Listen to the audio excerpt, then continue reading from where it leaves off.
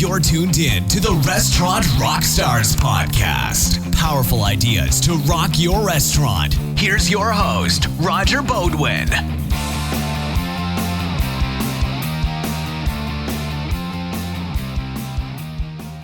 Hey there, it's Roger. As a former 20-year-plus operator, I started and operated super successful, super profitable restaurants for over 2 decades. And I'm all about value added. So when I see things that will really help you improve your operation and rock your restaurant, I'm going to tell you about it. Now, I often come across really interesting industry leaders or those who have powerful products and systems that I just know you need to take a close look at. I don't endorse things lightly, so when I see something that I would have used in my restaurants, I'm going to bring it to you.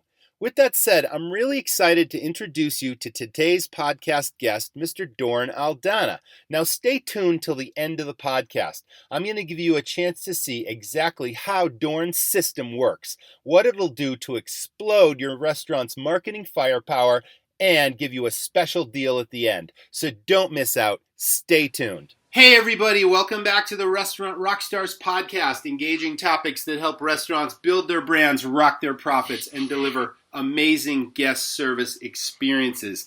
Now, anyone who follows this podcast knows that I'm a huge proponent of harnessing your restaurant's power of your own internal marketing. You know, in running restaurants today, you simply can't underestimate the power and influence of social media marketing and testimonials. So I am super excited today to be speaking with Mr. Doran Aldana. Hey, Doran, how are you today?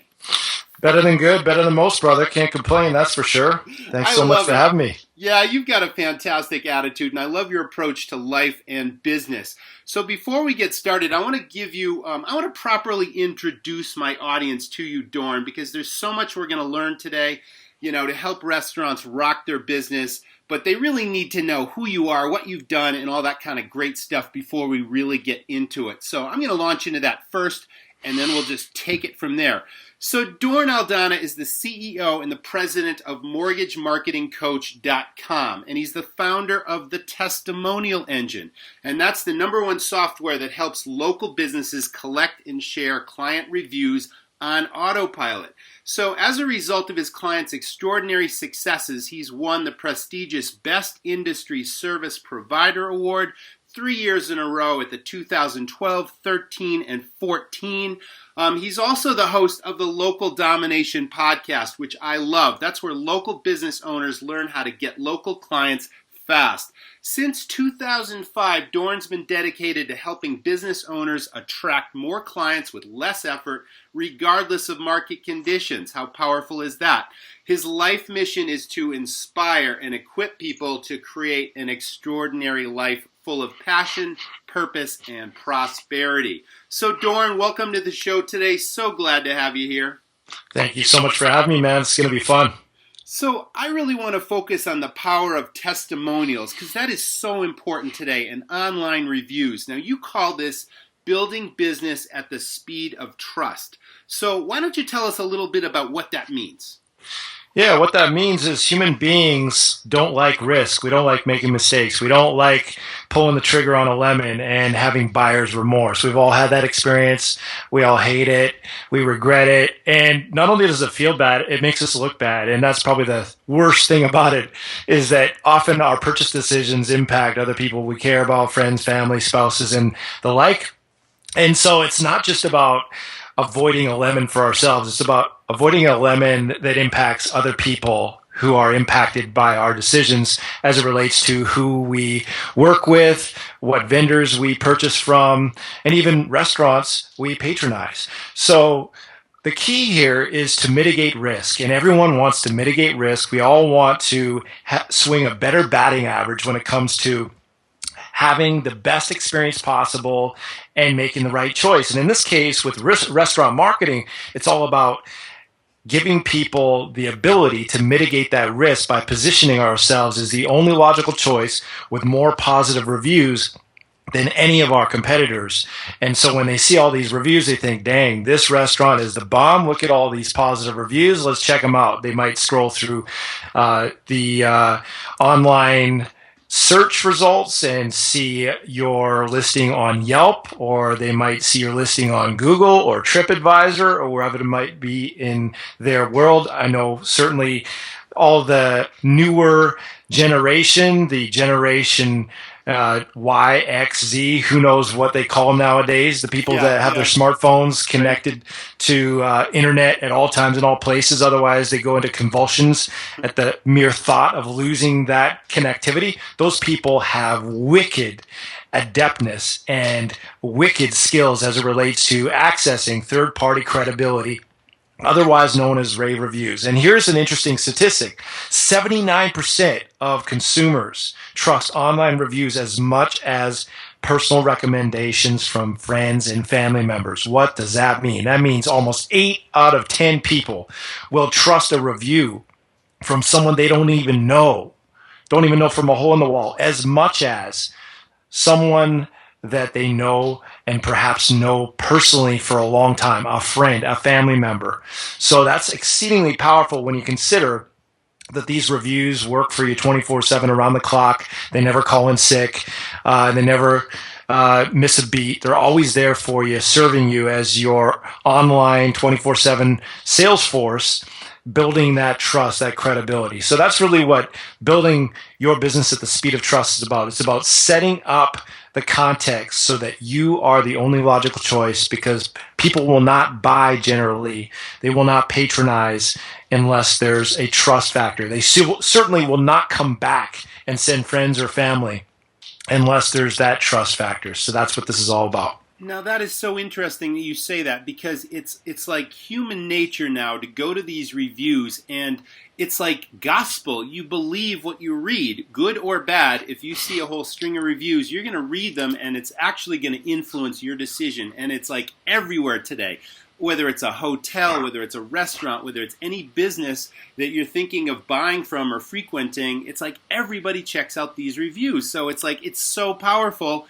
And you know, that really blows me away when you say that people believe that, and it's more powerful necessarily than, you know, what your friends and family say. And I believe it because, whenever I go to a review, I've never heard of this person before, but it's credible information, at least in my own mind. So it has the power to influence decisions beyond your wildest dreams in this business, and that's why it's so important. That is crazy. And another thing to add to that is there's the cumulative stacking power of reviews. You know, if it was just one review for one recommendation from a friend or family member, I think they'd be pretty much on par, or maybe friends and family member would have more clout and more influence in the buying decision.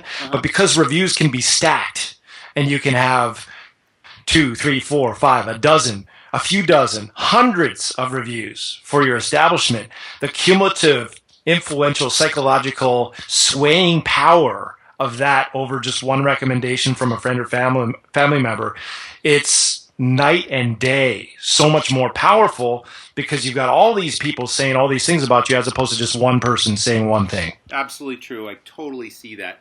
So, Doran, what's the best way to get reviews for your small business, for your restaurant, whatever? Well, you know, restaurants are kind of a tricky animal, because unlike most businesses, generally restaurants don't have a system in place for capturing customer data. And that's your opportunity as a restaurateur, as a entrepreneur who owns a restaurant establishment, is to do the complete opposite. You know, if the mediocre is jumping off the cliff, you don't want to be one of them. You want to go the opposite way. When they're zigging, you want to be zagging.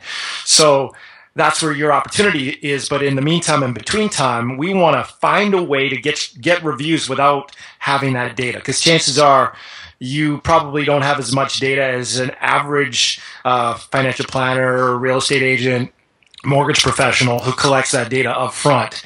So because of that, you kind of have to use good old-fashioned paper and ink.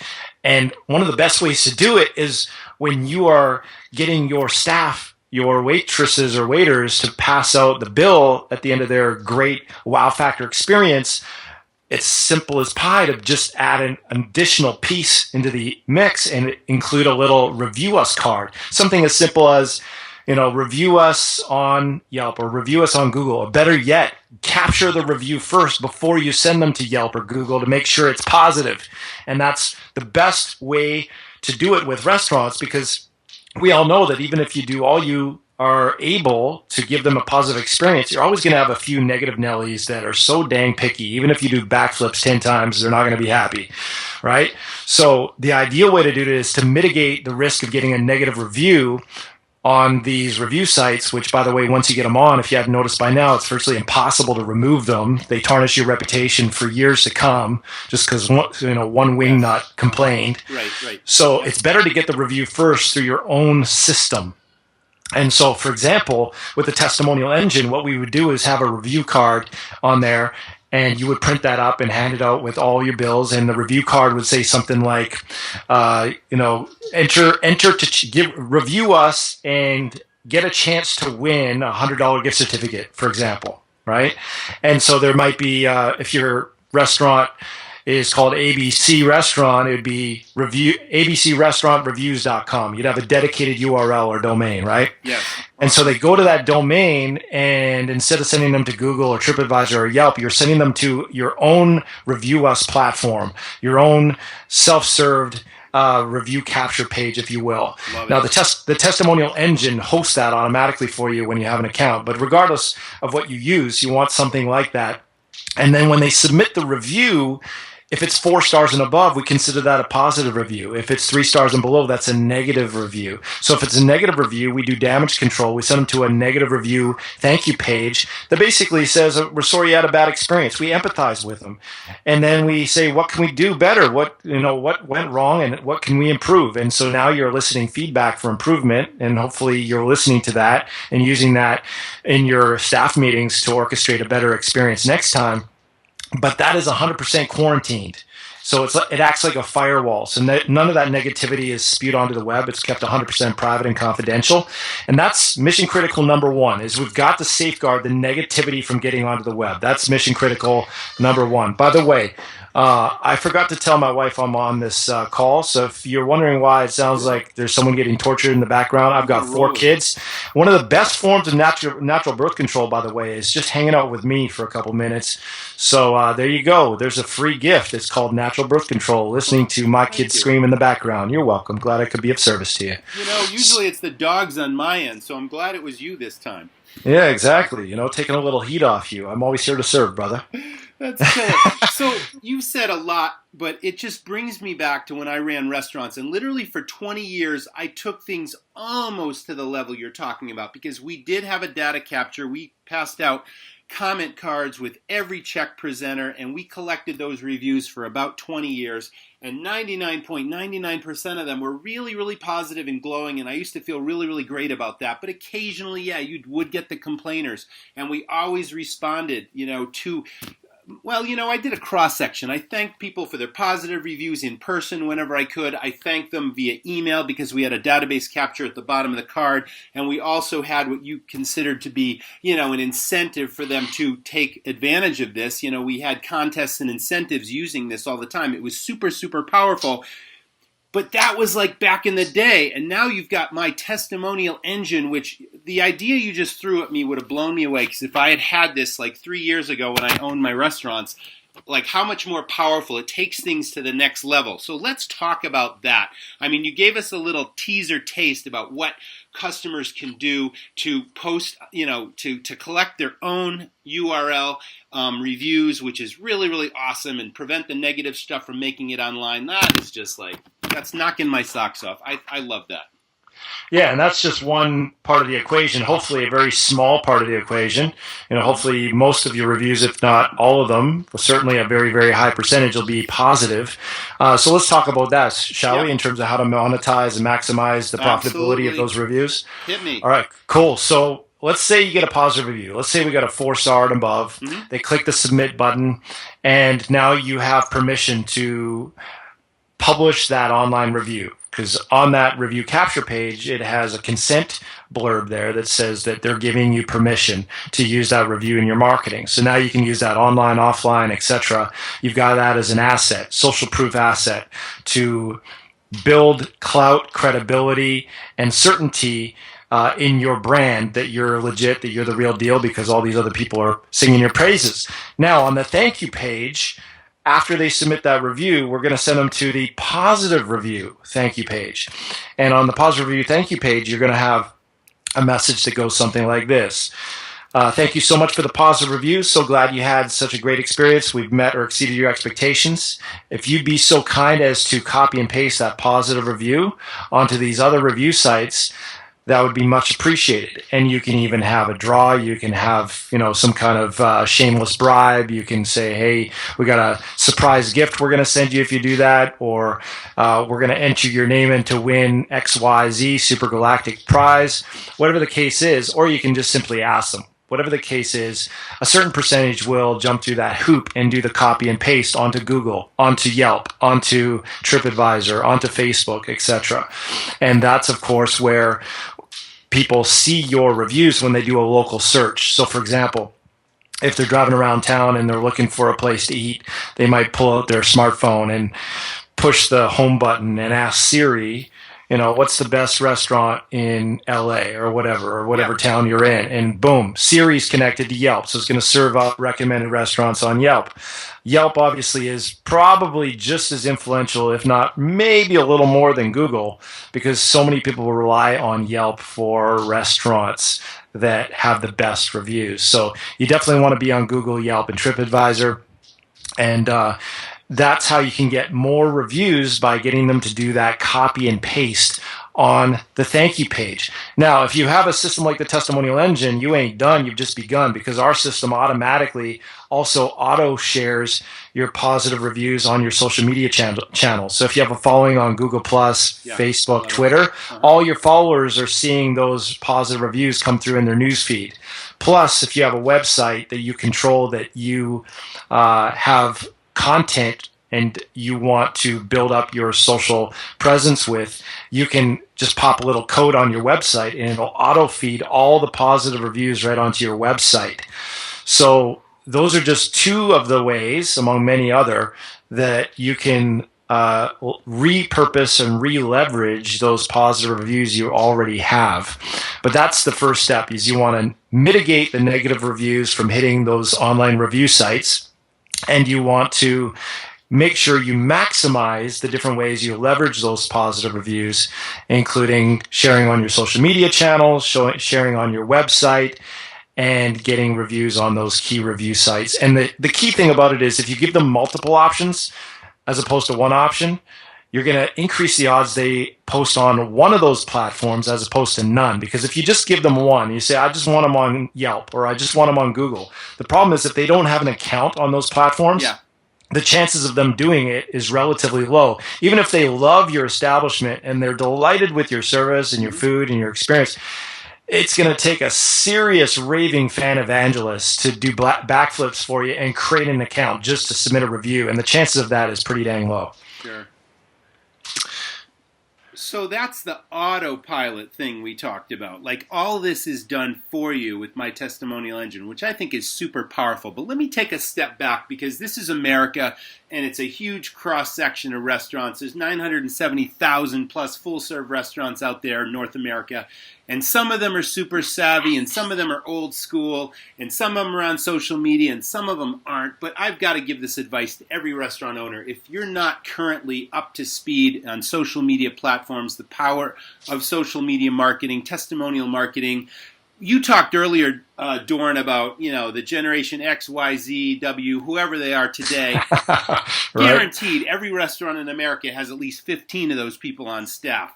And they're all over social media. So pick one of these people and give them the special challenge of being your social media guru, being your testimonial guru, setting all this stuff up, posting stuff to your online. We did that years ago, because I'm not a huge tech person. I'm not a big fan. Well, no, I'm a big fan of technology when somebody else does it for me. Mm-hmm. So, when I had restaurants and I had 3 or 4 concepts, it's like there were always these super smart young kids that worked for me that were just whiz bang with this stuff. And I empowered them to build my social media following and my database and all that kind of stuff. And they did huge, huge results for me, because they were into it. I wanted it done. I just didn't want to do it myself. So if I can give any advice to owners and operators or managers out there, pick a super smart kid on your staff that's all over this stuff and watch them rock, my Testimonial Engine. It's just killer. right? I call it do what you do best and get the best to do all the rest. I love it. Oh my God. Oh, that's right. I forgot you're a rapper as well. Yeah, well, I wouldn't say I'm a rapper, but I do rhyme from time to time. Oh, you're adding so much color to this cast, man. That's just awesome. So let me ask you, I mean, you may have covered it a little bit, but let's get a little bit deeper. How can a business use its reviews to get more referrals? Let's make that clear. Yeah, well, that's a great question. I mean, most restaurants don't even do what we're talking about, which is just simply try. I mean, I've been to probably 24 restaurants in my city over the last 2 years. I haven't come across a single one that passes out a review ask card with the bill. Not one. So just doing what we talked about already and doing that alone will put you above the mediocre majority in your market. Mm-hmm. But let's say you want to really pour gasoline on the fire. You want to take this to a whole other level. I want to hear it. Think about it. Who better to send you referrals? Who better to patronize you at a higher level with a loyalty program? Who better to take advantage of limited time offers than someone who just gave you a 4 or a 5-star review? You with me? Absolutely. So if you think about it, this is one of the best ways to deploy a strategic, designated, dedicated referral attraction campaign that is inextricably linked with your review attraction campaign. They work together synergistically. And what it allows you to do when you're asking for reviews systematically and consistently is to be able to take someone who's not in your database, who's not on your radar. All they are is a number in your balance sheet, in your register with transactions going through, and you're taking that person and now you're giving them the opportunity to ascend to higher level of value in your marketing by allowing this review attraction campaign to now let you launch a designated referral attraction campaign. So let me break this down for you. Yeah, loving it. Keep going. Let's say the person gives you a 5-star review, and let's say now you have their name and their email and their review because you captured it independently of Google, TripAdvisor, and Yelp. You have it in your own database. Now you can export these people with their name and email address into a CSV file, an Excel spreadsheet, and you can import it into your own CRM. I don't care if that's Salesforce or Infusionsoft or whatever. I don't care. As long as you have a CRM that allows you to manage that contact and deploy marketing campaigns. So now we import it into your CRM. Now we can launch a loyalty program. Anytime you have a limited time offer, you can deploy that announcement to your list of raving fans with all their names and email addresses in your database. Imagine how much more responsive that list is than just putting an ad in the newspaper, people who don't know you from a hole in the wall and never experienced you. Right? Or doing an announcement on your Facebook group, which maybe only 0.5% are actually seeing, let alone responding to. So the email list is so much more powerful than so many of those other methods. Not just because the media is better, but also because your targeted list is better. And now let's say we're going to launch a referral campaign. You can give a special incentive for sending referrals. You refer a friend and you get yours free, or you get a gift certificate of X amount, or you get a dollar amount of that purchase added to your account as a credit, whatever the case is. Yes. And so all of these referral programs and limited time offer programs and loyalty programs would be targeting your raving fans, which are the people who are most receptive and most responsive to the idea anyways. Yep, your core audience of fans, supporters, the people that have affinity with your business. That's what I'm all about. And now you can launch a newsletter, an email newsletter to all your raving fans with all the latest and greatest, the updates, the entertaining tidbits, the things they need to know about what's happening next, etc. And you're building a list.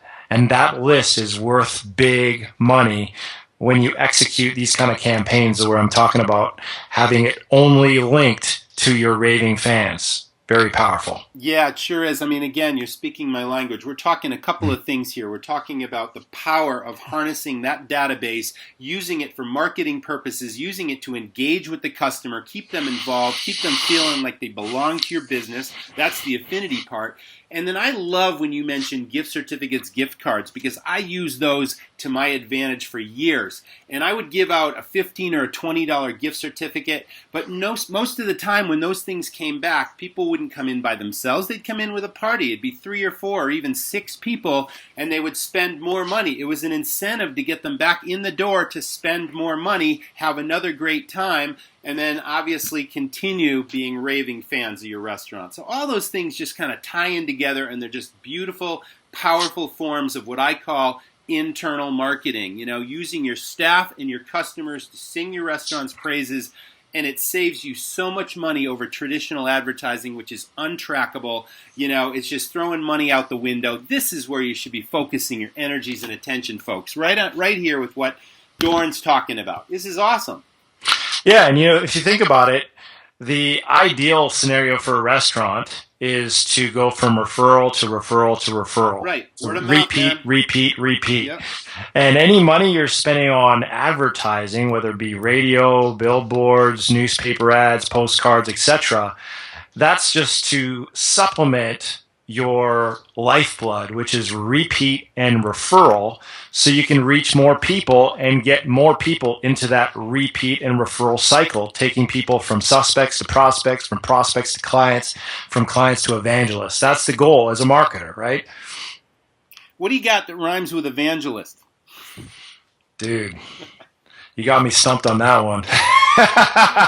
No, this is what running a powerful restaurant and dominating your competition is all about, because this is such a challenging business. It's got such a huge failure rate. You need every advantage, and this to me is what I call a secret weapon. What else do you want to talk about? What are we missing here?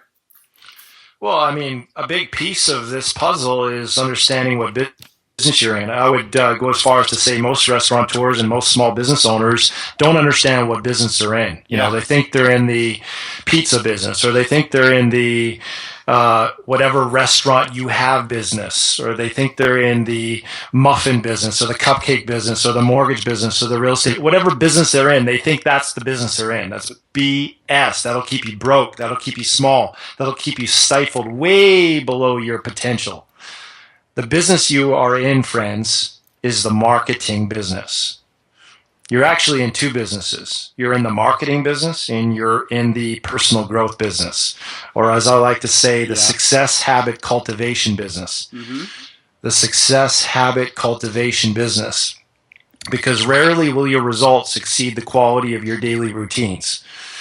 And your routine should be working on your business, not working in it. Your routine should be marketing your business, not just being in the kitchen stirring pots, being the chief cook and bottle washer, right? You want to multiply your revenue. You want to multiply your profits. You want to multiply your freedom. Stop being a technician in the kitchen and start being a marketer. Stop being a restaurant owner and being a restaurant marketer. That's where all the money is being a restaurant marketer, not being a restaurant owner. Yeah, and I'll take that a step further, because it's really about systems across the board in your restaurant. And you are so right, and I'm so glad you brought that up, because, you ask the average restaurateur or manager, what business are you in? Oh, I'm in the restaurant business. They think it's a trick question. So, when I ran restaurants for so many years, I was not in the business of running a restaurant. I was in the business of running a business. Marketing was a huge part of that. And then, you ask them, what are your products? And they'll say, oh, we sell food and drink, or I specialize in pizza, or whatever it is. No, you're in the business of entertainment and consistency. Those are your products. And that makes all the difference in the world. I'm so glad you brought that up. Well, if you think about it, even human resources, the recruiting, the training, all the culture that you do inside of human resources, that's all marketing. Because at the end of the day, you take care of your people take care of your customers. Your customers will come back, they'll sing your praises, they'll refer friends and family.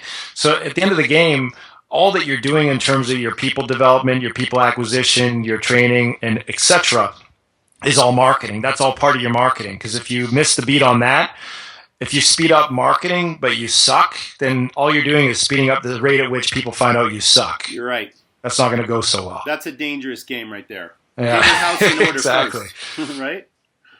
Oh my God. Yeah, so I'm a big proponent of finding a daily routine that is not a possibility of thriving. It creates an inevitability of thriving.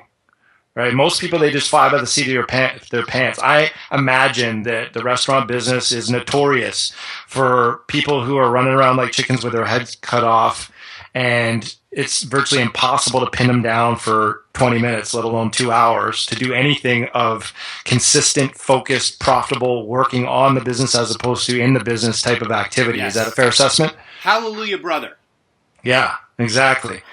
So you want to double your revenue and double your time off in the next 12 months or less, you got to start thinking of yourself as being number one in the marketing business, number two in the success habit cultivation business. That means the business doesn't run you, you run it. That means you have a daily action plan, modus operandi as to not how the time is going to run you, but how you're going to run your time. What are you going to do? Do you have a plan for the day? Do you have a block scheduled? Do your people know when you're available and when you're not available? If you're always available to your people anytime they want, that's actually not serving them. Did you know that? It's not serving your people when you're available anytime they dang well feel like distracting you or interrupting you. They can just barge in and talk to you. Good point. That's not serving them. You might think it is, but it's not. Because now you're sucked into operations, you're sucked into the vortex of management and all this stuff when you should be working on the business, setting up systems, policy, protocol, procedure so that you can have managers taking those questions for you.